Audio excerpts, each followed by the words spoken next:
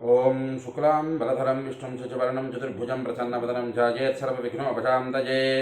ఓం గురుబ్రహ్మ గురుర్విష్ణుః గురుదేవో మహేశ్వరः గురుసాక్షాత్ పరబ్రహ్మ తస్మై శ్రీ గురవే నమః. ఓం వ్యాసాయ విష్ణురూపాయ వ్యాసరూపాయ విష్ణవే నమో వై బ్రహ్మనిధయే వాసిష్ఠాయ నమో నమః. ఓం నారాయణం నమస్కృత్య నరం చైవ నరోత్తమం దేవీం సరస్వతీం వ్యాసం తతో జయముదీరయేతు. హరి ఓం.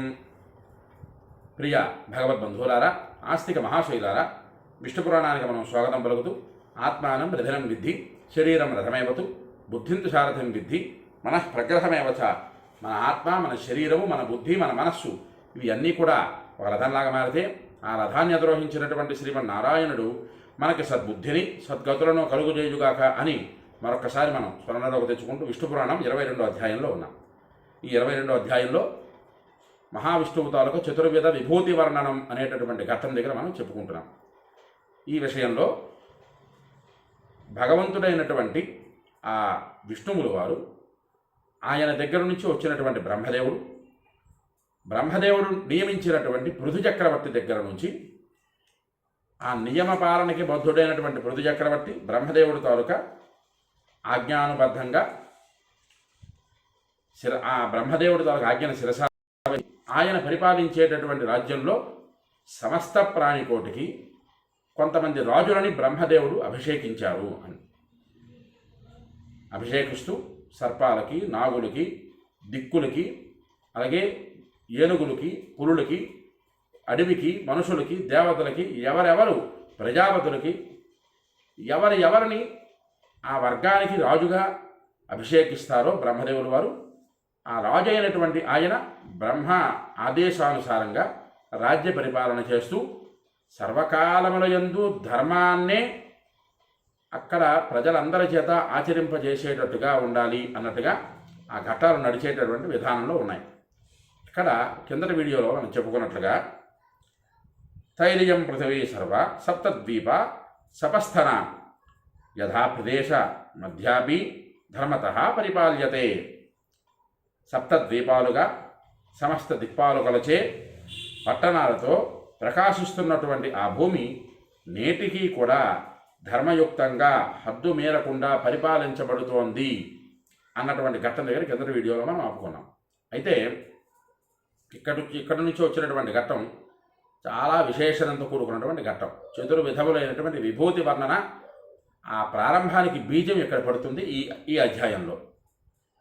ఇక్కడ నుంచి మనం చెప్పుకునేటటువంటిది ఏతే సర్వే ప్రవృత్తస్య స్థితౌ విష్ణోర్మహాత్మనః విభూతిభూత రాజానో ఏ చాన్యే మునిసత్తమ అని చెబుతున్నారు పరాశరుల వారు.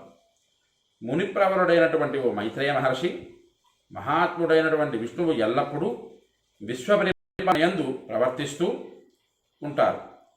ఈ దిక్పాలకులు అందరూ కూడా, మిగిలిన ఇతర రాజులు, ఇదంతా కూడా విష్ణువు యొక్క విభూతి స్వరూపాలే అని పరాశరుల వారు చెబుతున్నారు. ఇక్కడ మరొక శ్లోకం తర్వాత పరమాద్భుతమైనటువంటి ఘట్టం నడుస్తుంది. ఏ భవిష్యంతి ఏ భూతాః సర్వే భూతేశ్వరాద్విజ తే సర్వే సర్వభూతస్య విష్ణోరంశాద్విజోత్తమ. ఈ శ్లోకాలు ఒక్కొక్క శ్లోకము చదువుతూ ఉంటుంటే విష్ణువు తాలూకా శక్తి ఎంతవరకు ఉన్నది, ఎంత వ్యాప్తమై ఉన్నది విష్ణువు తాలూకా శక్తి. వ్యాప్నోతి ఇది విష్ణు అన్నారు కదా, విశ్వం విష్ణు, విశ్వం మొత్తం విష్ణువే ఉన్నారు అని అన్నారు కదా. ఇక్కడ ఈ ఘట్టంలో చెబుతున్నారు ఏ భవిష్యంతి ఏ భూతాః సర్వే భూతేషు సర్వే భూతేశ్వరాద్విజ.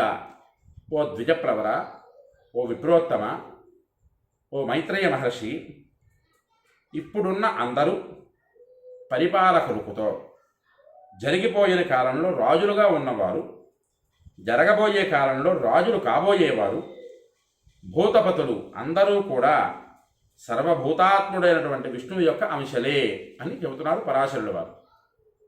విష్ణువు వేరు, జీవుడు వేరు, పరమాత్మ వేరు, జీవాత్మ వేరు అనేటువంటిది రెండు భావనలు ఏ రోజైతే మనలో కలుగుతాయో ఆ రోజు విష్ణువుని అర్థం చేసుకోవడం కానీ, ధర్మబద్ధమైన జీవనాన్ని సాగించడం కానీ, ఇవి రెండింటికి కూడా కాస్త క్లేశం ఏర్పడుతుంది.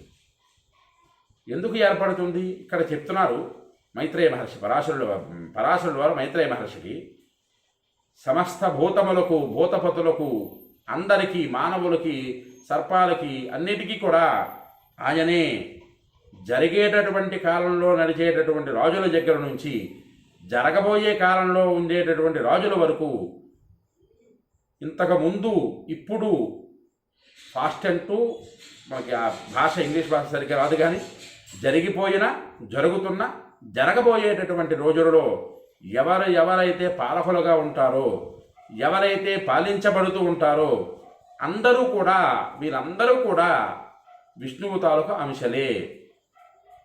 ఇక్కడ మనం తెలుసుకోవాల్సినటువంటి విశేషణం, విశ్వం విష్ణు, విశ్వమంతా విష్ణువే ఉన్నారు. ఎలా ఉన్నారు? మాంసనేత్రములతో చూచినటువంటి ప్రతి ఒక్క సత్పదార్థము విష్ణువే. అందుకు వ్యాప్నోతి విష్ణువు. ఇక్కడ విష్ణువు ఎంతవరకు వ్యాప్తమై ఉన్నారయ్యా అంటే, ఆయన నుంచి ఉద్భవించినదంతా కూడా ఆయనై ఉన్నాడు. మనకి మీ అందరికీ జ్ఞాపకం ఉండే ఉంటుంది, ముఖ్య సర్గ అనేటటువంటి ఒక సర్గ మనం చెప్పుకున్నాం. ఆ సర్గలో పరాశరుడు వారు చెప్పినటువంటిది ఎంతటి విధి విధానాలతో కూడుకున్నది. అక్కడ నుంచి ఈ 22వ అధ్యాయానికి వచ్చేసరికి ఎంతటి లింక్, ఆ బంధం అన్నది ఏర్పడిందో చెబుతున్నారు. ఇక్కడ విష్ణువులోంచి వచ్చినటువంటి వారందరూ కూడా విష్ణుమయమై ఉన్నారు అని చెప్తున్నారు. ఇక్కడ విష్ణు అంశలే, విష్ణు అంశ సంభూతులే వీరందరూ కూడా. ఆ వివరం మనం తెలుసుకున్నట్లయితే ఒళ్ళు ఒక్కసారి పులకరిస్తుంది. మనం వేరు, ఈ దేహార్థినై ఉన్నాను అనేటటువంటి భావనలో మనం ఉన్నాం. ఈ దేహము నాది, ఈ దేహమే నాది, ఈ దేహంలో ఉన్నది నేనే అనేటటువంటి భావనలోనే ఉన్నాం మనం. కానీ ఈ దేహంలో ఉండేటటువంటి ఆత్మ పరమాత్మ యొక్క స్వరూపమే అనేటటువంటిది మరిచిపోతున్నటువంటి రోజులు ఇవి. ఇక్కడ పరాశరుడు వారు చెబుతూ మైత్రేయ మహర్షికి, ఎవరెవరైతే ఈ భూప్రపంచంలో ఉన్నారో, ఈ విశ్వంలో ఉన్నారో వారందరూ కూడా విష్ణు అంశలే అని పరాశరుడు వారు చెబుతున్నారు. ఇక్కడ ఎవరెవరు ఉన్నారు అవన్నీ కూడా ఇక్కడ పరాశరుడు వారు 4-5 శ్లోకాలలో ఇచ్చారు. ఆ పారాయణ మనం చేసుకుంటూ దాని వివరం చెప్పుకుందాం. ఏతు దేవాధిపతయో ఏ చ దైత్యాధిపతయస్తథా దానవానాంచ ఏ నాథాః పిశితాశినాం పశూనాం ఏ చ పతయో ఏ చ పక్షిణాం మనుష్యానాం చ సర్పాణాం నాగానాం చాధిపాశ్చయే వృక్షాణాం పర్వతానాం చ గ్రహాణాం చాపి ఏ ధిపాః అతీతా వర్తమానాశ్చ ఏ భవిష్యతి చాపరే తే సర్వే సర్వభూతస్య విష్ణోరంశసముద్భవాః నహి పాలన సామర్థ్య అమృతే సర్వేశ్వరం హరిం స్థితౌ స్థిరం మహాప్రాజ్ఞ భవంత్యన్య అస్య క్వచితు భవంత్య న్యస్య కన్యచితు అని చెబుతున్నారు. ఇక్కడ స్థితో స్థిరం మహాప్రాజ్ఞ భవంత్యన్య స్య కస్యచితు. ఇక్కడ ఈ శ్లోకంలో దగ్గర 5 శ్లోకాలలో ఎవరెవరు విష్ణు అంశ సంభూతులే అని ఇక్కడ పరాశరుడు వారు మైత్రేయ మహర్షికి చెబుతూ, మహాప్రాజ్ఞ ఎవరైతే దేవాధిపతులు ఉన్నారో, ఎవరైతే దైత్యాధిపతులు ఉన్నారో, ఎవరైతే దానవాధిపతులు ఉన్నారో, అలాగే పిశాచ నాథులు, పశుపతులు, పక్షిరాజులు, మనుష్యులు, మనుష్యాధిపులు, సర్పరాజులు, నాగరాజులు, వృక్షశ్రేష్ఠులు, పర్వతరాజులు, గ్రహాధిపతులు ఎవరు ఉన్నారో, జరిగిపోయిన, ప్రస్తుతం జరుగుతున్న, తర్వాత జరగబోయే కాలంలో ఉండేటటువంటి కానున్న రాజులు ఎవరో వారందరూ కూడా సర్వభూతాత్ముడైనటువంటి విష్ణు యొక్క అంశ వల్ల ఉద్భవించిన వారే. ఇది జాగ్రత్తగా ఈ అర్థం తెలుసుకోండి.